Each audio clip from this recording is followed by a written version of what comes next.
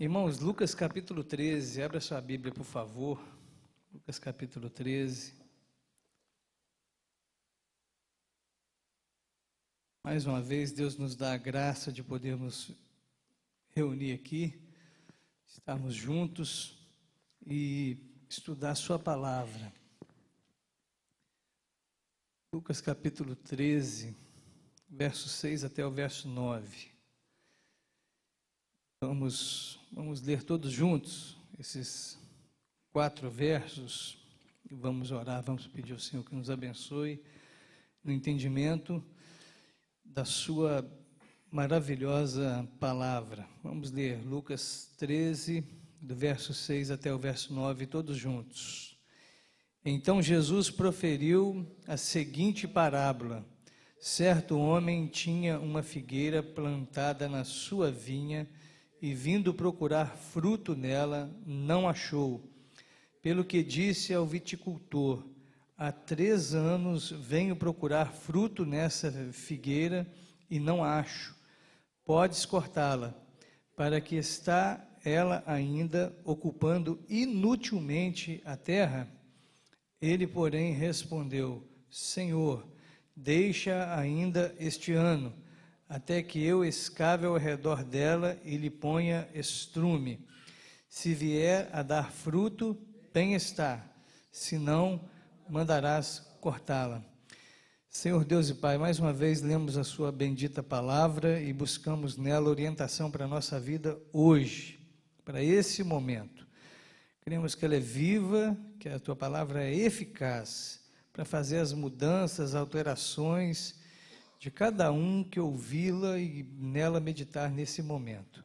Por isso nós te buscamos em nome de Jesus. Amém. Amém. Deus nos abençoe, meus irmãos. Vamos ver sobre essa parábola, sobre essa história da figueira estéril, ou a figueira que não dava frutos. Já passava-se um tempo e ela não tinha dado ainda seus frutos. Nós vamos ter algumas considerações ali. Mas antes disso, como sempre, eu gosto de ouvir o que você tem a dizer do texto lido, o que você captou, ou o que te chamou atenção quando lia essa história. Está aberto o momento, então, para você poder participar. Um de cada vez, tá? Vamos ser organizados aqui. O senhor Edio diz que o verso 9 é o que chama mais atenção. Se der fruto, está aí. Se não der, nós vamos pensar nisso mesmo, senhor Ed, sobre essa questão de produção, de ser útil, de ter utilidade, de participar.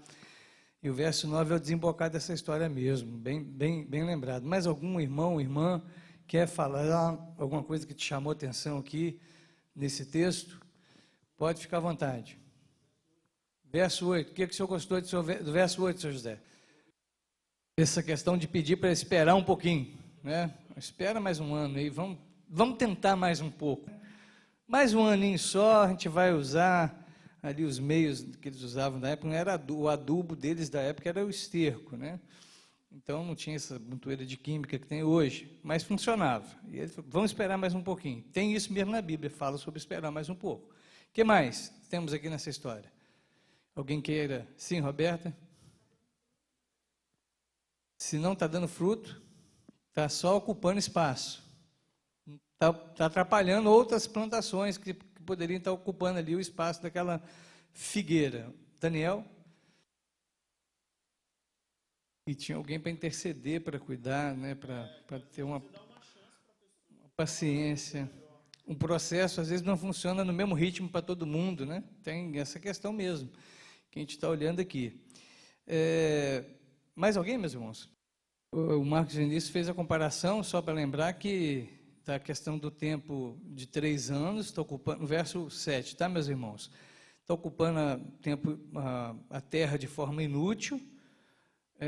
Ele fez a comparação com a gente, que às vezes com 2 anos a gente ainda não está preparado para anunciar, com 3 é o suficiente. É uma comparação que vale a pena a gente considerar, mas está sendo contada a história em cima da figueira, porque realmente a figueira levava 3 anos naquela época para produzir. Então, ela tinha sido plantada, 3 anos já é o suficiente para estar produzindo. Não produziu durante 3 anos, não deu certo, então a expectativa do dono da terra é que não vai valer mais nada não, essa aí não vingou, essa não funcionou. Vamos tirar ela aí porque ela está ocupando o tempo inutilmente. Um resumo da história é que o proprietário espera o resultado da plantação. Natural, não é? Alguém planta alguma coisa, querendo não colher nada. Vivemos uma época que as pessoas pouco plantam as coisas em casa, mas alguns irmãos aqui têm ainda seu canteirinho com algumas coisas ali, cebolinha de folha que fala, né?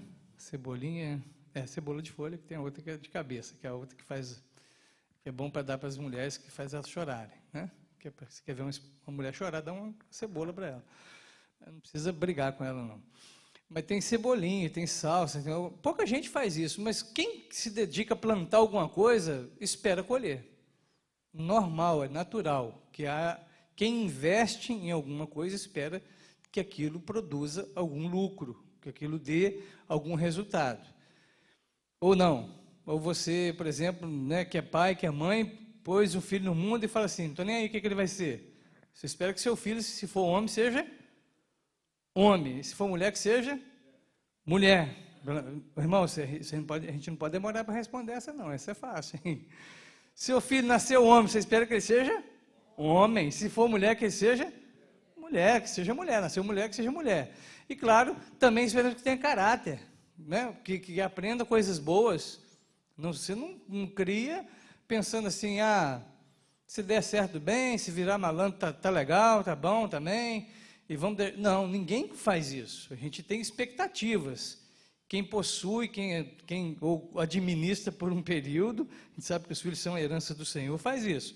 Uma árvore produtiva suga nutrientes das que devem ser produtivas. Agora a Roberta lembrou para a gente aqui, a figueira estava ali, estava atrapalhando chegar nas outras, normalmente eram videiras, mais videiras do que figueira, que estavam por ali, e ela estava ali só, assim, tomando a alimentação das outras, sabe?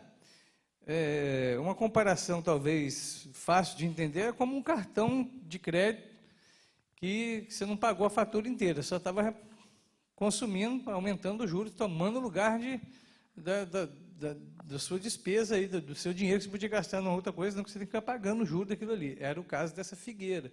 Por isso que o dono quer cortar, não porque o dono é malvado, porque ele é apressado, não, ele deu prazo, ele procurou por 3 anos, tá? Mas ele espera que dê alguma coisa. Não deu nada, vamos fazer alguma coisa que produza, então, que dê certo. Não existe, em ambiente nenhum, são normal, quem goste de perder, de tomar prejuízo nessa vida, tá? E essa história, então, ela nos ajuda a lembrar disso, porque isso serve para as nossas questões práticas também. Por que algumas vezes nós ficamos tão assim nervosos, incomodados com certas situações? Porque nós achamos que estamos tomando prejuízo. Ninguém gosta de tomar prejuízo. Ninguém gosta.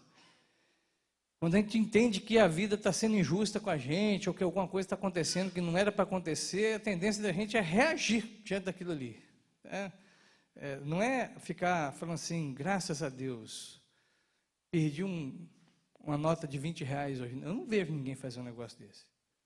Você fica feliz quando você acha, né? Você estava passando ali na rua, na calçada, não tinha ninguém, achei um mico-leão dourado dando bobeira, né? Mão nele.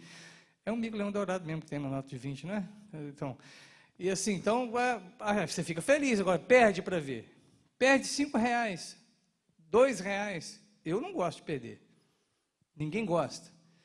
A gente vive e é assim. Por isso que é muito complicado esse negócio de sempre querer que o outro divida, dê as coisas que é dele para quem...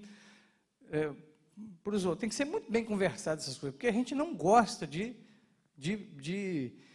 perder, a gente gosta de ajuntar.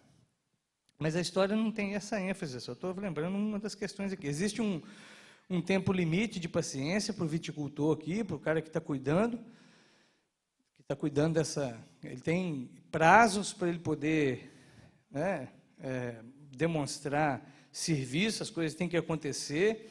E tem uma última chance aqui que ele suplica pela figueira estéril, que é muito bem lembrado aqui pelos irmãos também.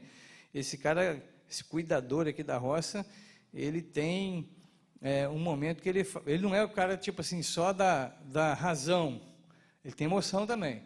Ele fala assim, tá certo, ela já devia estar produzindo, mas não deu certo, me dá mais uma chance, vamos tentar mais uma vez, não vamos cortar não. Afinal de contas, nós já plantamos, esperamos crescer, já tivemos um gasto com ela mesmo, vamos tentar mais um pouquinho, mais um ano apenas, pelo menos mais um ano, um ano, pelo menos mais um tempinho aí, mais 12 meses para a gente poder ajustar isso, e ele tenta fazer isso. É o resumo da história. Vamos ver o que a gente pode aprender ou colocar como princípio aqui, como considerações, né, que esse texto traz para nós. Primeira coisa,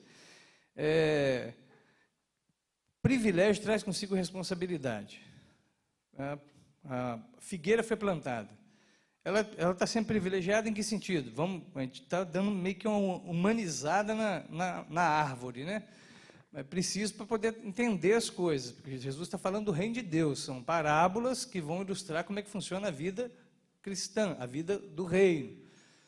Então, foi plantado no quintal, foi cuidado, mas precisa dar fruto. Se espera que aconteça isso. Privilégio de ser uma figueira plantada ali, ser cuidada e ter gente que cuida dela, mas como regra normal, de quem tem privilégio também tem responsabilidade. Tá, eu sou crente. Por quê? Porque eu sou bom? Porque eu sou esperto pra caramba? Sou mais inteligente? Não, sou crente porque Deus me deu esse presente.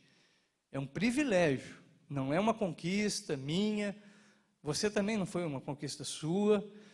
Eu conquistei porque eu sou crente, porque desde o dia que eu dei, eu fiz tal coisa, que eu subi o Morro do Moreno de joelho, né?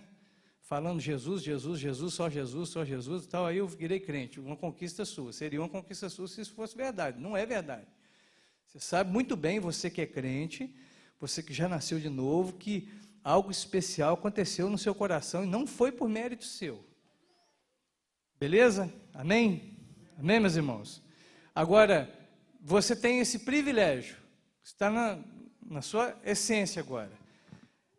Você não tem responsabilidade nenhuma mais. Você não precisa mudar nada. Você não tem que fazer nada. Você não precisa produzir nada. Claro que não, você tem que produzir alguma coisa. É natural de quem passou por esse processo de ser transformado por Deus, que produza fruto digno daquilo que se tornou agora. Então, privilégio tem responsabilidade. Isso é uma frase de um filme, né? Estou tentando lembrar o filme, mas é uma frase de um filme. Qual filme, hein? Quem gosta de filme, hein? Homem-Aranha. Eu sabia que eu tinha arrancado isso de algum lugar, não sabia de onde. Na minha infância eu era fã do Homem-Aranha. Eu vivia apertando a mão assim para o lado dos outros, achando que eu jogava teia nas pessoas. Responsabilidade, né? Mas é interessante, meus irmãos, que tem gente que pensa não, que dá para viver a vida cristã, a vida no mundo, porque a vida cristã não se resume à igreja. A igreja é um acontecimento dentro do reino de Deus, que é o mundo inteiro e pertence ao Senhor. Tem gente que pensa que dá para viver só dos benefícios, usufruir de tudo que é oferecido, mas não servir de nada, que é só servir de paisagem. Tem gente que pensa que é modelo. O que você é na igreja? Modelo. Quando a igreja tem desfile, não, mas eu só fico lá só para aparecer. Eu sou só, né? Eu vou à igreja, ou eu pertenço àquela igreja, ou eu me torno membro daquela comunidade apenas para dizer que eu sou dali. Você não faz nada? Não. Nem orar? Não, orar até que eu oro. De vez em quando eu oro, quando a coisa aperta, né? Surge uma surpresa desagradável na família, peço até os irmãos para orarem por mim, porque os irmãos têm uma oração mais forte que a minha. Mas eu mesmo, você produz o quê? O que você faz? O que você desempenha para o reino de Deus, para a glória dele? Você nasceu, vamos imaginar que cada um de nós é essa figueira aqui. O que nós é um privilégio ser uma figueira do Senhor. O que nós produzimos? Qual a nossa responsabilidade diante disso? Tem um monte de coisa que muda quando a gente percebe que ser abençoado, ser alvo da graça e do amor de Deus, também traz para nós responsabilidades. Nós deixamos de falar algumas coisas, não porque desacreditamos nelas, deixamos de praticar determinados atos em alguns lugares, em algumas situações, não porque julgamos que aquilo seja um problema em si, mas é porque o privilégio que eu tenho de exercer, o que eu exerço, me traz algumas responsabilidades, e eu creio que vale a pena fazer isso. Eu não tenho que reclamar muita coisa não, porque, assim, aliás, não tenho que reclamar de nada. Eu escutei um pastor, eu tive conversando com um colega essa semana, a gente estava conversando, e ele falou assim, olha, por mim eu ia na igreja de bermuda. Não vejo problema nenhum nisso. Eu falei, eu também não, mas eu mesmo não ficaria à vontade. Não tem problema, até o Samir está de bermuda ali, tranquilo. Qual que é o problema? Nenhum. Não tem crise nenhuma nisso, não tem nada de errado. Não tem nada. Só que eu não ficaria à vontade e talvez alguns irmãos não ficariam também. Então, tão simples, um exemplo bem infantil que eu estou trazendo aqui, tão simples como isso, a gente também, na nossa vida, a vida com Deus, a gente assume algumas responsabilidades que são consequências do privilégio que a gente tem. O que mais poderia ser, assim, uma situação que daria para ilustrar isso? Alguém quer trazer alguma história, alguma ilustração a respeito dessa questão? Que o privilégio traz responsabilidade? Hein? Quem falou mesmo? Alguém levantou a mão? Não? Vamos em frente? Vamos pensar mais alguma coisa aqui então? Alguma outra consideração? Deus, vamos ler lá? Deus coloca... Isso é maravilhoso, meus irmãos. A gente não vive uma vida sozinho, isolado. Interessante demais como que Deus é bondoso, sempre colocou e coloca a gente perto de mim e de você para cuidar da gente, para interceder por nós.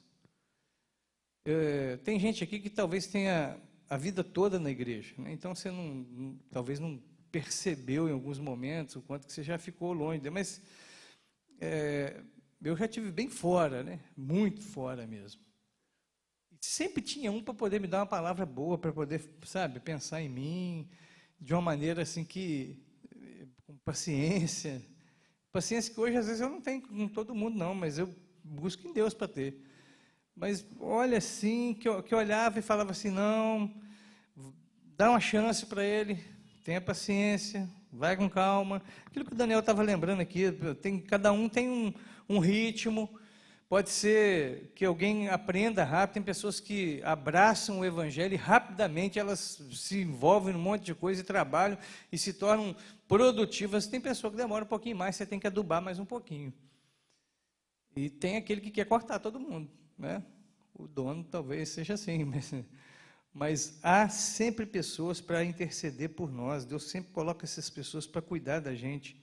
Se a gente não for orgulhoso demais, se a gente não for demasiadamente autossuficiente, nós vamos perceber que tem pessoas próximas da gente, pode ser da igreja, pode ser às vezes fora da igreja, de outro ambiente, e Deus coloca perto da gente para poder falar assim, vamos com calma, tenha paciência, intercede por nós, pelo temperamento da gente, porque tem coisa que é mais fácil de lidar, né? O que é coisa difícil das pessoas aceitarem é temperamento, né? O temperamento, quando ele como é que fala? Assim, quando a pessoa é mais acelerada, mais tupim curto, né? A pessoa que é lenta, que ela tem... Não, deixa eu mudar as palavras, que fica feio, né? A pessoa do temperamento controlado, o dito como controlado, às vezes ela anda até de marcha ré, mas a gente tem paciência com ela. Ela não fala nada na hora que ela devia falar, não fala, fica quieta. Ela se nega a dizer a verdade. Ela se silencia em momentos que deveriam se pronunciar. Mas a gente, como tadinha, bonzinho, pessoas boazinhas, a gente tem paciência. Agora, o outro que tem um temperamento que é o inverso disso, que às vezes é igual o Pedro, por exemplo, que fala até demais, a tendência da gente é jogar na fogueira. Bom queimar, porque cidadão fala muito. É assim ou não é, meus irmãos? Estou falando alguma mentira aqui, estou exagerando. Vamos pensar na nossa família, na família de sangue da gente. A gente tem muito mais satisfação, ou tranquilidade, ou aceitação, aceitamos melhor aqueles que são mansos. Mas aqueles que nós já rotulamos como ignorantes, esses são mais difíceis. É assim com você também? Ou só que... Sim ou não, meus irmãos? Sim ou não? Fiquei até com vergonha, eu achei que era só lá em casa. Achei que era só comigo que era assim. E aí a gente está cometendo um negócio terrível, que na verdade a gente deveríamos interceder pelos dois, e não por um só. Mas Deus sempre coloca a gente para interceder, interessante. Eu creio que ninguém nunca notou isso, mas eu sou uma pessoa bem assim, agitada, né? Graças a Deus os irmãos nem perceberam isso, nunca ninguém comentou nada. E já vivi momentos assim bem complicados, onde eu quis passar com a carroça na frente dos burros. Pressa, desespero, falta de paciência com algumas coisas, e por causa disso falei algumas coisas que não volto atrás de hoje, falaria de novo. Só que falei assim, com um pouquinho mais de empolgação que eu estou falando com você aqui agora. Sabe o que ouviram? Nada do que eu falei. Ouviram apenas o jeito que eu falei. Só o jeito. E você falou assim comigo, eu falei, tá, eu falei, desculpa o jeito que eu falei, mas o que eu falei está errado, está certo? Não, o que você falou está certo, mas o jeito que você falou comigo, eu falei, não, esquece o jeito que eu falei. Mas sempre aparece. O bom é que sempre aparece alguém para nos livrar da fogueira, para falar assim, não, tem paciência, ele é meio assim mesmo, mas Deus salvou ele, Deus tem paciência com ele, vai, pega com Deus que você aguenta. Agora, deveria ser para os dois lados, né? Infelizmente não é. Um exemplo apenas que eu estou citando aqui. Quem é muito devagar, na minha opinião, está atrapalhando também. Se formos olhar para o exemplo aqui, semana passada nós vimos um rico que a fazenda dele produziu muito. E o erro dele não foi produzir muito, a terra dele produzir muito, foi a confiança que ele depositou no dinheiro, nas coisas, nos bens ali. Produzir não é pecado, não está errado. Agora, aqui nós temos uma figueira que pode ilustrar a minha vida e a sua, que foi o que o presbítero Edio nos lembrou aqui nas considerações iniciais, segundo o verso 9, que não produz nada, que sempre é o manso, é o calmo e tal, e pode ser cortado. Então precisa de um intercessor. Ainda bem que tem gente, sempre tem um para falar assim, oh, vamos mais um pouquinho, 2 passos aí para frente, você está andando de ré. Você está parado, você está estagnado, solta o freio de mão, vamos fazer alguma coisa. Isso em todas as áreas da nossa vida. Eu falo, não, a tendência da gente, quando está na igreja, é falar de igreja. Nós estamos aqui na igreja, mas você pensa isso na sua casa, na sua família, no seu trabalho, produza, seja útil, seja, sabe, algo que acrescente aonde você foi colocado, acrescenta alguma coisa ali. Eu creio que nós é que temos a capacidade de acrescentar as melhores coisas do mundo que vivemos, porque nós temos a mente de Cristo. Nós somos convocados a fazer uma mudança, uma revolução no mundo, ou pelo menos viver tentando até morrer uma revolução no mundo, porque nós somos convidados ou convocados a atuar de acordo com a transformação da nossa mente, não tomar os moldes do mundo e encaixar neles. Nós somos chamados a viver diferente, num outro jeito mesmo. E que bom que quando a gente não faz, ou quando a gente erra, tem alguém para poder interceder por nós, e de repente você é o intercessor que Deus vai levantar para cuidar de um, cuidar de outro, e alguém vai ser levantado para cuidar de você também. Vamos olhar alguns exemplos na Bíblia de gente que precisou, né, cuidar dos outros. Vamos lá, exemplos da Bíblia de gente que falhou, mas alguém foi lá e teve paciência e tolerou mais um pouco, intercedeu por ele e tal. Personagens da Bíblia, qualquer um que você lembrar aí. João Marcos e Barnabé tiveram que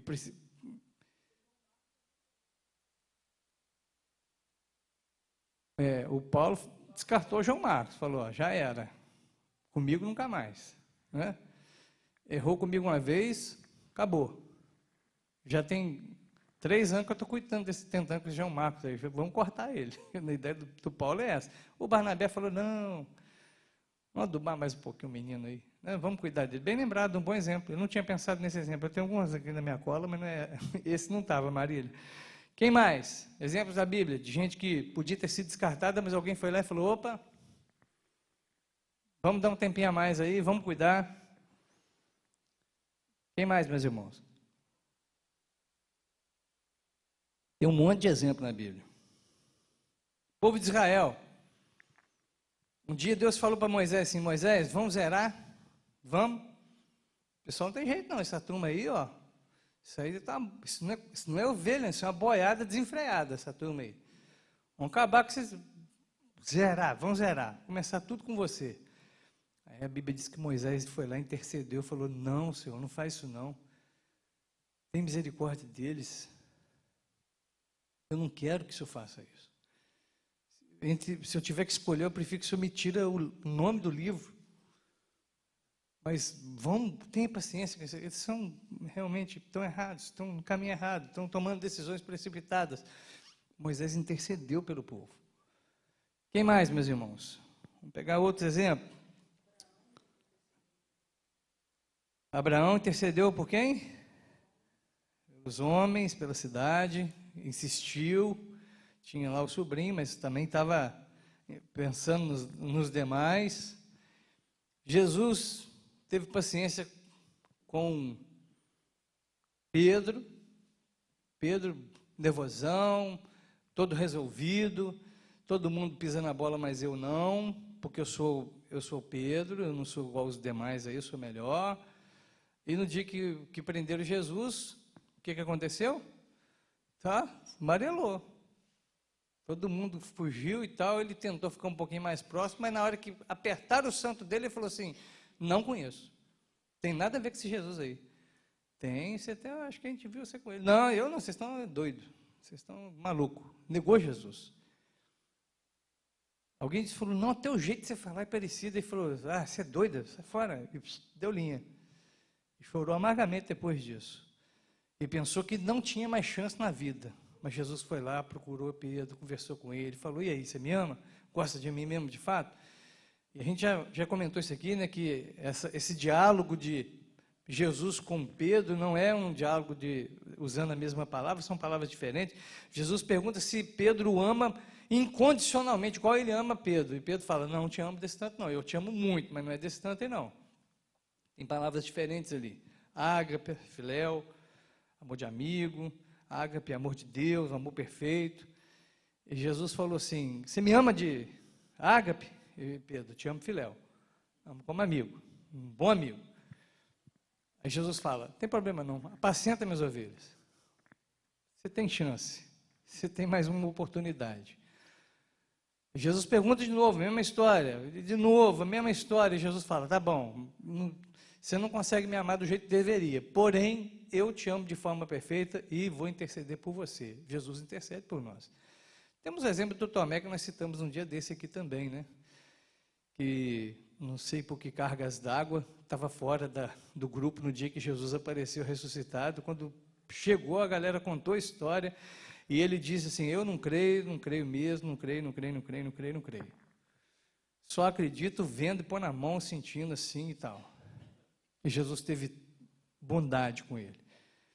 Uma semana depois, apareceu para Tomé também, do mesmo jeito, tratou ele da mesma forma, não tratou ele com deboche, não desfez dele, não cortou do corpo apostólico. E a pergunta é, comigo, com você, até hoje, quantas vezes eu e você fazemos o mesmo, né?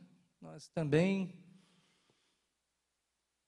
negamos, erramos, deixamos para depois, empurramos com a barriga, não nos comprometemos, não nos afiamos do jeito que deveríamos, não nos comprometemos do jeito certo. O que Deus faz? Tem paciência e bota a gente para poder falar conosco. Não é assim? É assim ou não é, meus irmãos? Sim ou não? Até hoje é assim, Deus fazendo assim. Eu pelo menos, eu já disse aqui, eu sou um cara privilegiado, eu tenho amigos para mais de dedos, muito mais amigo do que dedo para contar. E se eu estou numa situação complicada, tem gente que sempre Deus levanta a gente para falar comigo, para poder me fazer enxergar as coisas de um jeito diferente, mesmo que eu esteja caminhando para o outro lado. Não falta pessoas para isso. Assim como nessa parábola não faltou o cara aqui, não falta para a gente. Vamos ver mais uma coisinha aqui. A paciência tem limites. E essa história é interessante. Verso 9, vamos ler de novo, meus irmãos. Se vier a dar fruto, bem está, se não, mandarás cortá-la. Verso 8, vamos ler o verso 8? Ele, porém, respondeu: Senhor, ainda este ano, até que eu escave ao redor dela e lhe ponha estrume. 1 ano, tem mais 1 ano, mas quanto tempo mesmo, meus irmãos? Está aí no texto? 1 ano. O que é 1 ano? 12 meses, nós vamos fazer essa conta logo. 12 meses, tantas horas, tantos segundos, né? Mas, claro que é óbvio nessa história que esse 1 ano aqui, para a figueira, é 1 ano, eu acredito que 1 ano literal, mas para nós é mais do que 1 ano. Para Tomé foi 1 semana o suficiente. Precisou de 1 semana. Os discípulos não o botaram para fora, apesar dele ter falado o que falou. Alguém lá, pode até ter não gostado, mas alguém falou assim, não, fica aí, fica tranquilo. Vamos dar um tempo para ele está passando um momento difícil também. Vamos ficar com ele aqui e tal. E aí 1 semana depois Jesus aparece, ele está ali. Então, foi o 1 ano necessário para o Tomé foi apenas 1 semana. O que seria 1 ano para Moisés? Quanto tempo foi? Moisés precisou andar com o povo para poder as coisas acontecerem. Quanto? 40 anos. Pensa bem. Então, vamos imaginar, 1 ano literal da figueira não significa 1 ano literal para a gente. O tempo é relativo aqui nessa situação. Até porque para Deus 1000 dias é como 1000 anos é como um dia como 1000 anos, então é diferente. Pedro também teve um tempo diferenciado. Para nós, quanto tempo Deus tem nos dado? Quanto que é 1 ano para mim e para você, meus irmãos? Você tem noção disso? Quanto que é 1 ano para mim e para você? Essa eu acho que dá para a gente responder, hein? Quanto que é? Até a volta de Cristo ou até a gente encontrar com a eternidade? Nós estamos dentro do ano da paciência. Hoje é o dia da paciência de Deus para mim e para você. Porque daqui a pouco, não querendo continuar um papo fúnebre que a gente teve no domingo, né, falou muito de morte, de morrer, da esquina e tal, mas daqui a pouco nós vamos. Eu não gosto de fazer velório não, mas se for para escolher entre morrer e fazer velório de vocês, eu vou escolher fazer velório de vocês, pode ter certeza. Estou sendo honesto aqui. Essa sinceridade pode ser meu sincericídio, né? Mas eu estou falando, vai acontecer. Não, pode ser que não, posso morrer amanhã também, estou na boa, estou legal, estou com Jesus, e vocês vão fazer meu enterro aí. Porém, é até a volta de Cristo, ou até nós encontrarmos com Ele. Estamos no prazo da graça, da misericórdia, do tempo, e Deus colocou um monte de gente para poder cuidar da gente, para ter paciência, mas esse tempo tem limite, porque ninguém vai ficar para semente. Ninguém vai durar eternamente nessa terra. E quando Cristo voltar, tudo vai ser resolvido. Pronto. Então, a gente deve pensar que realmente paciência tem limite. A tendência da gente é pensar que a misericórdia de Deus se renova a cada manhã, porque elas não têm fim, não sei o quê. Tem sim, tem fim sim. Não que o texto lá de Lamentações esteja mentindo, é que nós temos fim, e porque nós temos fim, ela pode acabar para a gente.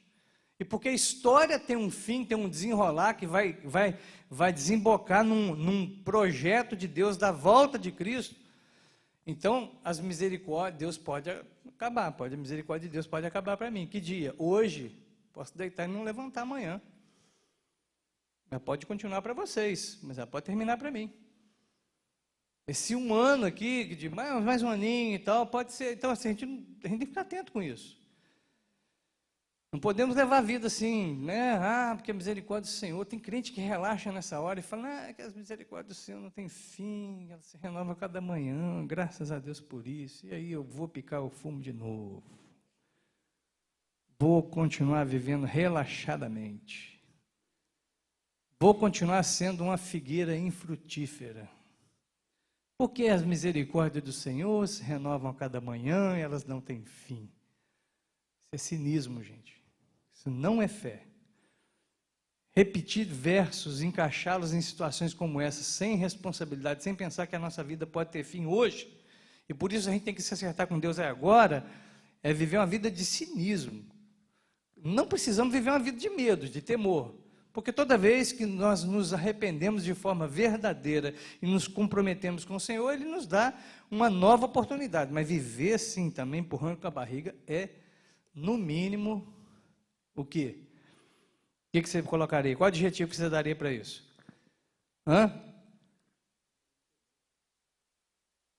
Falta de temor, o que mais? Imprudência, o que mais? Displicência, o que mais? Falta de sabedoria, ninguém fala palavrão aqui, então vamos para a próxima. Eu estava esperando vocês falarem um negócio brabo, assim, grosso. É burrice, né? É fazer papel de palhaço, é viver como um tonto, como a Bíblia chama lá em Eclesiastes capítulo 5, tolo, é fazer voto de tolo.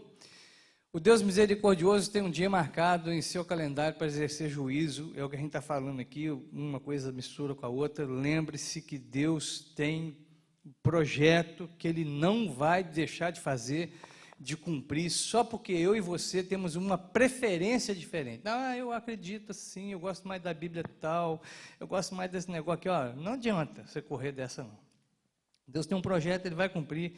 O tempo da graça deve ser usado para arrependimento, para um genuíno serviço, um fruto efetivo, para uma gratidão verdadeira. Não pode ser usado como uma desculpa para poder viver rolando na lama. Não é assim? A Bíblia fala que é desse jeito. Como é que é a história? A Bíblia usa dois exemplos bem simples da gente entender, bem lúdicos até, né? Que quem vive uma vida irresponsável parece com dois bichinhos. Qual que é? O porco, que depois de lavado, volta a rolar na lama. E o cachorro, que vomita. Olha que coisa deliciosa, para a gente poder depois, quando chegar em casa, comer um tira-gosto. Hein? O cachorro que vomita e come de volta. Eu nunca entendi isso. Depois vou até perguntar ao Flávio aí, que é negócio de pet shop, não entende, né? Por que o cachorro faz isso? Será que ele tem a mente evoluída para essa questão de reaproveitamento das coisas e tal? Pensando no universo, não sei, né? Mas a questão é, Deus nos compara na sua palavra assim, que quem leva a vida, a graça de Deus, tratando a graça de Deus dessa maneira, que não, porque eu tenho a graça de Deus, eu sou salvo pela graça, sou eleito, sou calvinista. Então eu posso viver de qualquer maneira. Vou comparar um cidadão desse com um porco que fica rolando na lama. Tomou um banho, era para poder prender, que o negócio é diferente, segurar as ondas, falar assim, não, eu sei que eu sou porco, eu gosto de rolar na lama, mas eu sou um porco agora que fui alvo do amor de Deus, da graça de Deus, eu tenho que viver diferente. Tá certo, eu sou o cão.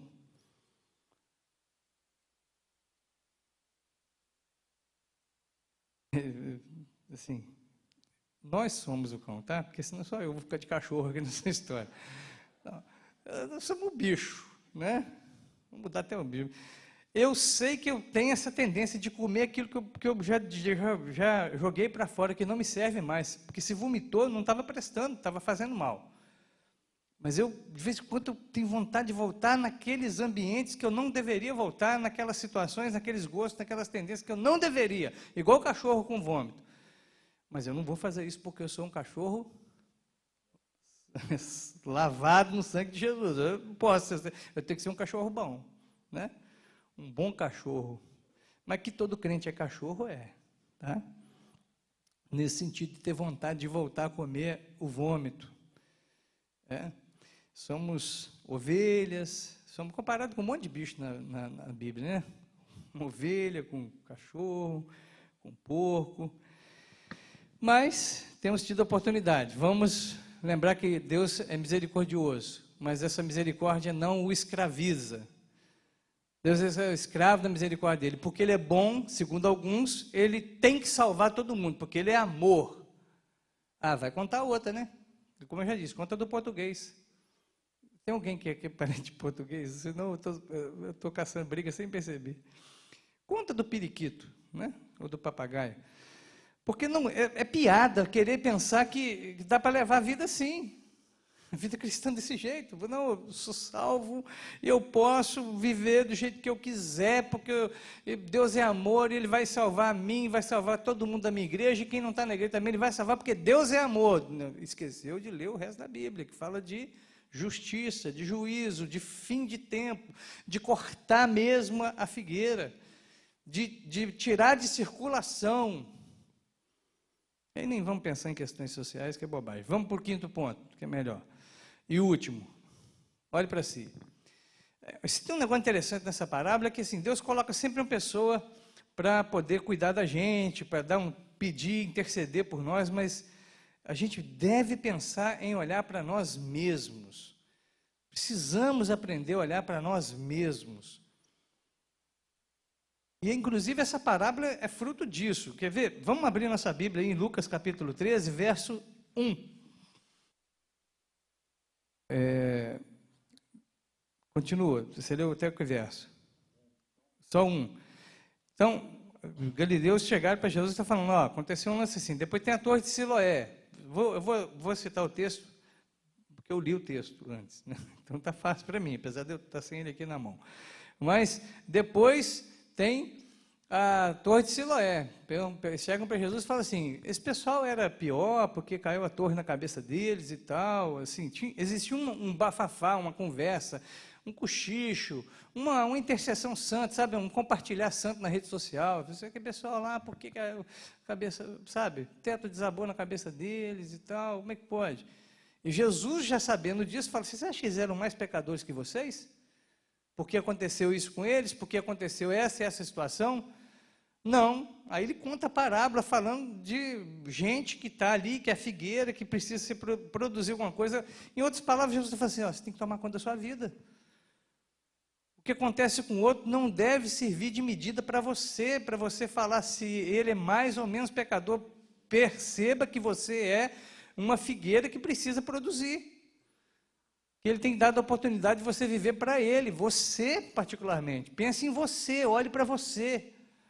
Fica olhando o que aconteceu com o outro, porque é fácil avaliar as coisas, né?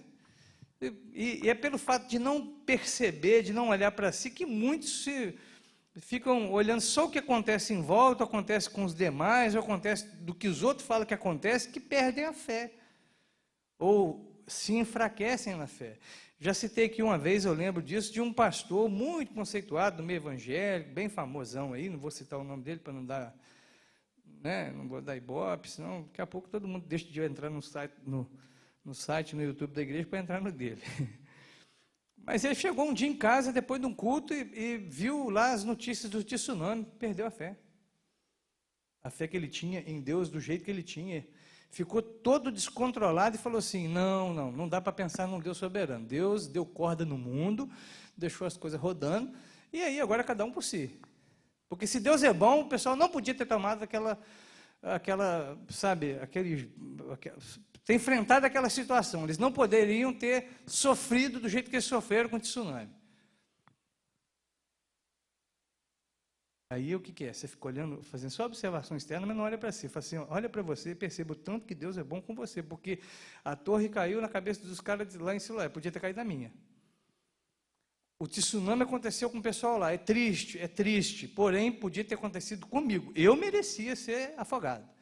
Isso eu sei. Se você olhar para você e perceber que você é a figueira que precisa dar fruto, que não está dando o fruto que deveria, que já passou da hora de ser cortado e Deus ainda está te dando mais um ano, que é um ano aqui, é um ano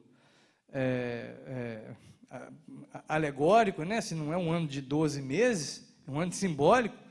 Então, se você olhar para você mesmo, você vai perceber assim, não sei o que está acontecendo com outro, mas eu sei que, para mim, Deus está sendo misericordioso. Eu vou tomar conta da minha vida. e vou tentar melhorar minha vida com o Senhor para a glória dele. Olha para você. Nós precisamos observar que essa parábola é para fazer nós refletirmos na vida da gente mesmo. Vamos concluir, meus irmãos, pontuando algumas coisas aqui. Vamos lá. Primeira coisa, conhecimento liberta ou condena. Deixa eu ver se tá. Vamos abrir nossa Bíblia em Hebreus capítulo 2, verso de 1 a 4. Abra sua Bíblia, por favor, em Hebreus capítulo 2, do verso 1 até o 4. Nosso conhecimento e experiência pode nos libertar e pode nos condenar, depende da postura que nós assumimos. Eu sou da igreja, ótimo, bênção. Isso é bom? Isso é bom. Isso é ruim? Pode ser ruim também. A negligência diante das verdades da Escritura podem ser para nós uma condenação, mais uma cláusula para falar, está errado por causa disso.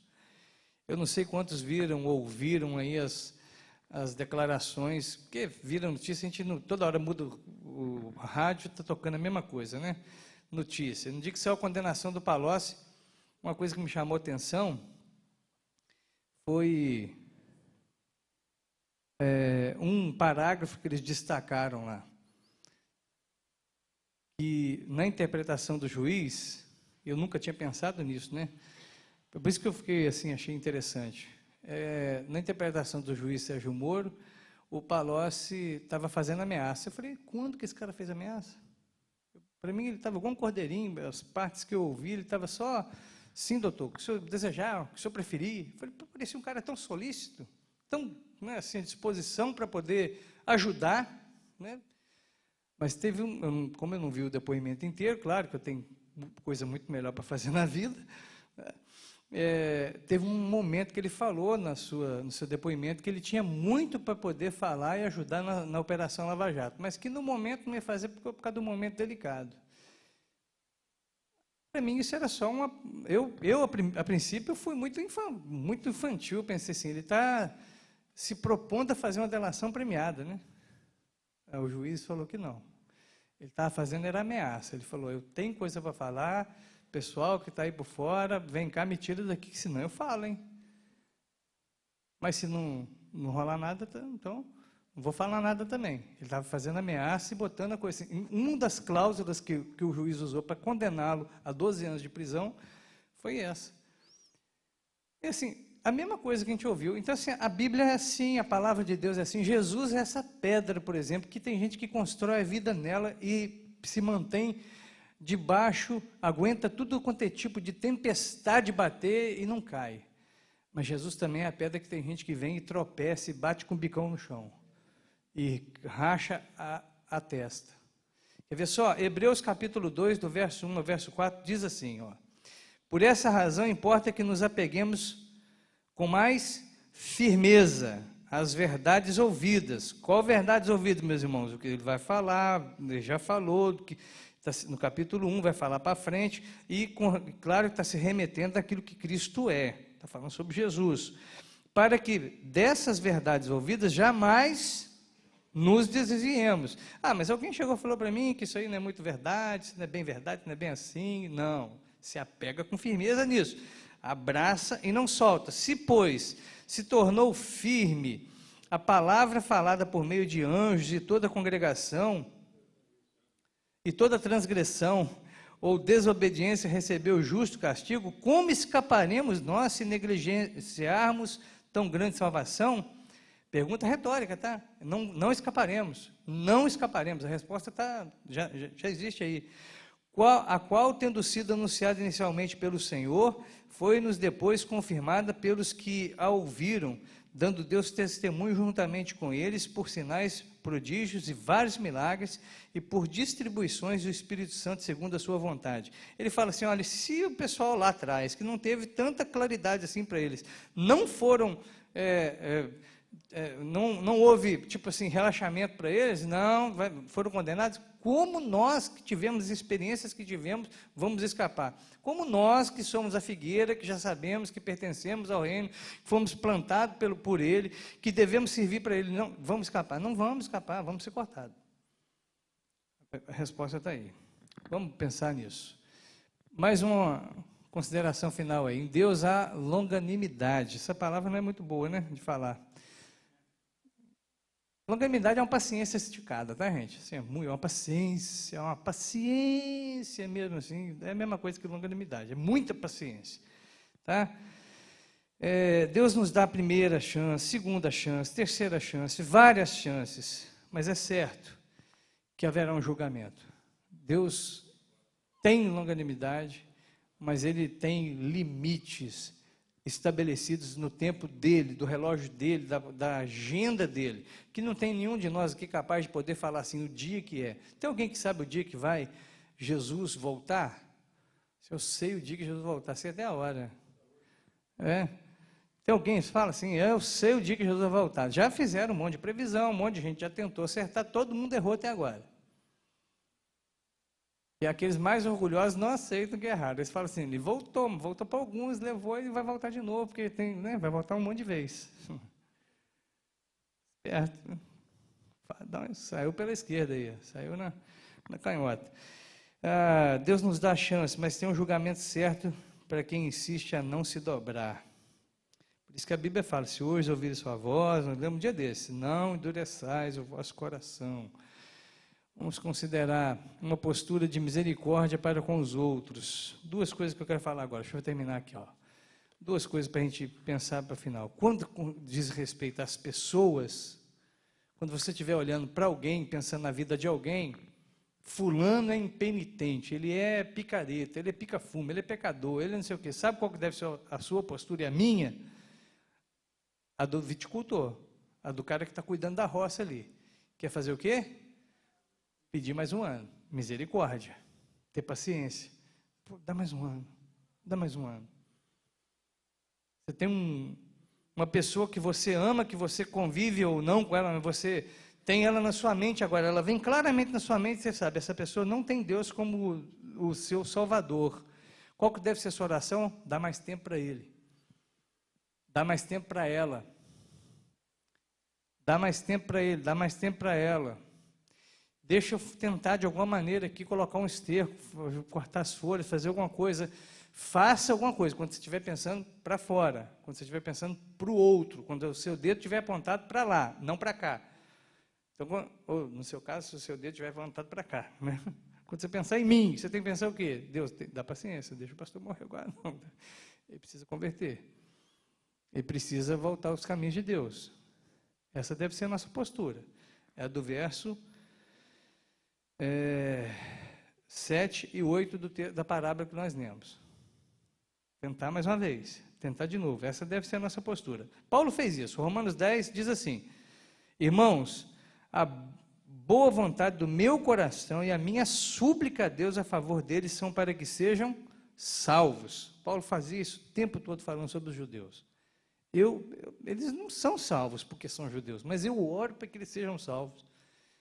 Eles não são a circuncisão, nós é que somos, mas eles acham que são, que eles são a verdadeira circuncisão. Não, mas eu oro para que eles sejam salvos. Eles são metidos da besta, eles se acham que nós somos descendentes de Abraão, somos filhos de Abraão. Estão redondamente enganados. Mesmo assim, eu suplico para que eles sejam salvos. Ou seja, a nossa postura para quem está fora, ou pelo menos para quem a gente julga estar fora do que deveria estar, ou fora daquilo que a gente acha que é o correto, deve ser de misericórdia, de bondade, de interceder, de procurar mais uma chance para aquela pessoa, de pedir a Deus que dê mais chance. Amém, meus irmãos? Agora, para nós, né, uma postura de responsabilidade pessoal para com Deus. É fato que quem tem experimentado a graça de Deus e brinca com ela, está correndo um risco tremendo. Tá? Não adianta você ser o cara mais calvinista, da pessoa mais calvinista dessa igreja, o mais teológico, o mais isso, mais aquilo. Se você brinca com a graça, você está correndo um risco tremendo, porque você pode esbarrar com aquele negócio, esse um ano aí pode acabar para você hoje. Para mim, hoje, daqui a pouco. De repente, dei mole, era para estar vivendo de um jeito, estou vivendo de outro, por deliberadamente. Claro, ele usou uma história, né, meus irmãos? Jesus usou uma história fácil das pessoas entenderem, uma figura. Quase todo mundo tinha uma figueira no quintal, todo mundo passava e ia ver aquelas árvores e poder pensar naquilo que ele estava falando. Jesus era muito esperto, inteligente, pedagógico, na hora de fazer seus ensinamentos, na hora de fazer suas considerações. O fato é, eu e você, a gente tem que pensar o quê? Não dá para brincar. Deus é bom, maravilhoso. Me fez dele uma figueira para frutificar. Mas eu estou me negando a fazer isso. Eu insisto em ser, sabe, eu retenho. Tenho qualidades que não coloco à disposição. Tenho dons que enfio no bolso. Tenho outras possibilidades de ser útil ao reino dele. E lembra que toda vez que eu falar reino dele, eu não estou falando da igreja. A igreja é uma agência do reino, que também faz parte do reino. O reino de Deus é todo mundo, tudo pertence a Deus. Eu tenho oportunidade, mas eu fico assim, deixando para depois, para a hora que... hoje não tem ninguém filmando, então não vou fazer nada. Né? Tem gente que é assim. Na hora que for dar ibope, que tiver uma chance, você faz esse tipo de coisa, você está correndo um risco tremendo. Seja...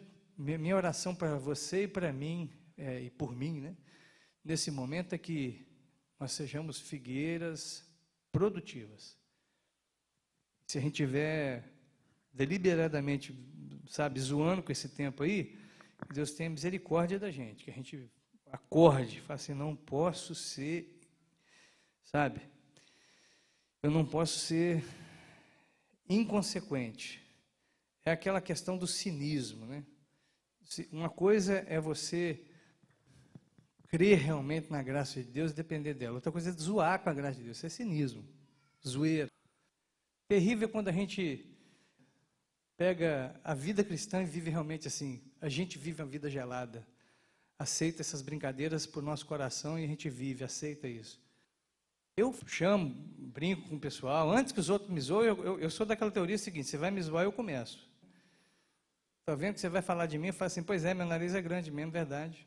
Pronto, acabou, já era. Eu acho que, né?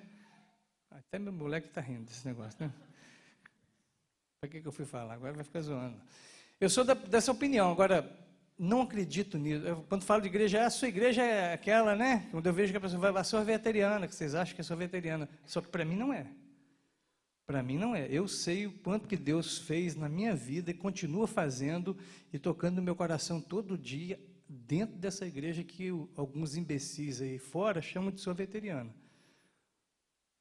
Porque tem um culto diferente, tem um formato diferente, tem uma ação diferente na hora de se manifestar, que pode ser mudada, pode não ser, não faz diferença, não é tão importante. O fato é que eu, dentro do meu coração, eu sei o quanto que arde por amor a Deus aqui. E não é nem pela igreja, a igreja é do lugar que Deus está usando. Então, enquanto estiver no campo da brincadeira, beleza. Agora, o terrível é quando a gente internaliza isso. Ou vive isso de fato, quando a gente é o gelo que a igreja, que o pessoal fala que a gente é. E falar nisso, meu irmão, vocês podem, eu tenho pedido para o pessoal botar uma plaquinha lá atrás, assim, ó, tempo, né? Aí, obrigado. Está na hora, passei da hora, desculpe, agora que eu vi. Vamos encerrar? Vamos terminar aqui. Muito bom estar junto com você. Eu espero que, em nome de Jesus, nós sejamos bem honestos, responsáveis e frutíferos para a glória do Senhor. Pai eterno, em nome de Jesus, nós te pedimos que a Tua graça nos visite de uma maneira muito especial, que a Sua palavra continue falando com a gente e nos conduzindo ao sair daqui. Obrigado por esse tempo que o Senhor nos trouxe aqui. Muito obrigado mesmo. E que assim o Senhor continue trabalhando no coração de cada um de nós, em nome de Jesus. Amém.